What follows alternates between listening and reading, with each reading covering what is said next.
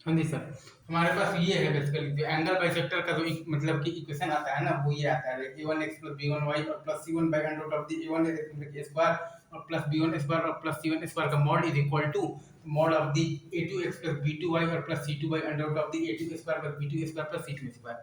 तो क्या है अंडर मतलब भाई तो क्या है, तो mod of the a1x + b1y plus c1 by under root of the a1 square plus b1 square plus c1 square is equal to mod of the a2x plus b2y और plus c2 by under root of the a2 square और फिर आपके पास plus b2 square और क्या है आपके पास प्लस है आपके पास क्या है तो सर c2 स्क्वायर है, right sir? Is it true? Is it true? Is it true? इसको आप मॉड को ओपन आप जब करेंगे तो आपके पास आ जाएगा बेसिकली a1x + b1y और plus c1 by under root of the a1 square plus b1 square plus c1 square is equal to आ जाएगा आपके पास प्लस माइनस a2x + b2y और plus c2 by under root of the a2 square plus b2 square और plus c2 square. इस mod को open करेंगे तो आपके पास आ जाएगा बेसिकली a1x + b1y और plus c1 by under root of the a1 square plus b1 square plus c1 square is equal two plus minus a2x + b2y और plus c2 by under root of the a2 square plus b2 square और plus आ जाएगा आपके पास c2 square. अब again कौन सा acute angle bisector है और कौन सा आपका ऑब्ट्यूज एंगल बाइसेक्टर है? तो a1 a2 + b1 b2 अगर आपका बेसिकली तो पॉजिटिव है तो ऑब्ट्यूज एंगल बाइसेक्टर वाला होगा तो b+ और बेसिकली एक्यूट वाला होगा b-। अगर आपके पास a1 a2 + b1 b2 negative है तो ऑब्ट्यूज एंगल बाइसेक्टर वाला होगा आपका b- और एक्यूट एंगल बाइसेक्टर वाला होगा आपका b+।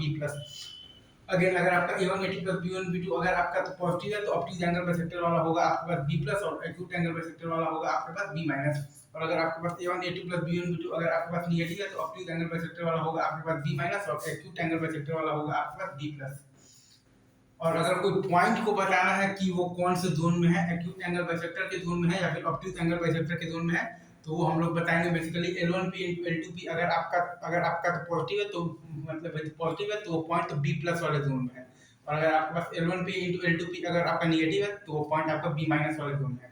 अगेन अगर हमें बताना है कि कोई पॉइंट कौन से जोन में है, एक्यूट एंगल बाइसेक्टर के जोन में है या फिर ऑब्ट्यूज एंगल बाइसेक्टर के जोन में है, तो वो बताने का ये तरीका है कि L1P * L2P अगर आपका तो पॉजिटिव है तो वो पॉइंट आपका b+ के जोन में है। और अगर आपके पास L1P * L2P नेगेटिव है तो पॉइंट आपका b- के जोन में है। अगेन अगर हमें ये बताना है कि वो पॉइंट जो है वो आपका बेसिकली जो एक्यूट एंगल के जोन में है या फिर ऑब्ट्यूज एंगल के जोन में है तो अपन निकालेंगे L1P * L2P। और अगर आपके पास L1P * L2P आपका बेसिकली पॉजिटिव है तो वो पॉइंट आपका तो b+ के जोन में है।